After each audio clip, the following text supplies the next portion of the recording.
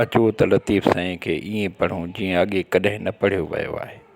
ॾुहिला मूं ॾींहं थिया पयम ॼाम ॼयूं, पसियो पंधु पहाड़ जो थिए रूह रयूं, लुछो थियां लतीफ़ चए कारण दोस्त दयूं, भायां लक लयूं जे सूर पिरियां जा साण मूं।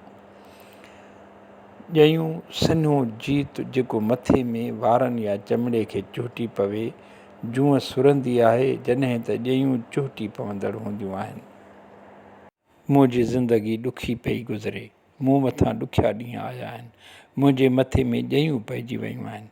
ॼयूं तॾहिं पवंदियूं आहिनि जॾहिं को सफ़ाई न रखंदो आहे, ऐं उहा बि इंसानी फितरत आहे त जॾहिं ॾुख अची वेंदा आहिनि त इंसानु सफ़ाई विसारे विहंदो आहे।